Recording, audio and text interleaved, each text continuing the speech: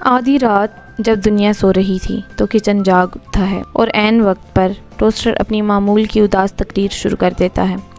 کبھی کرنچ کی شان ہوا کرتا تھا، اب دن میں 2 بار سفید بریڈ کو گرم کرنا پڑتا ہے، بس یہی میرا مقدر رہ گیا ہے۔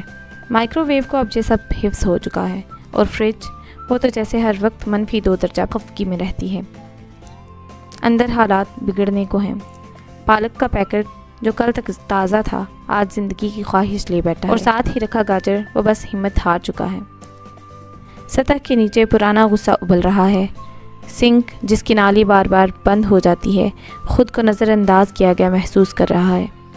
اور پھر وہ آتی ہے بلی، خاموشی کی ملکہ اور تباہی کی دیوی۔ کب کیا گرائے گی کون نہیں جانتا۔ اور آج رات ایک بے گناہ گلاس جو غلط وقت پر غلط جگہ کھڑا ہوا تھا۔ اس کے خواب شفاف تھے مگر قسمت دھندلی تھی۔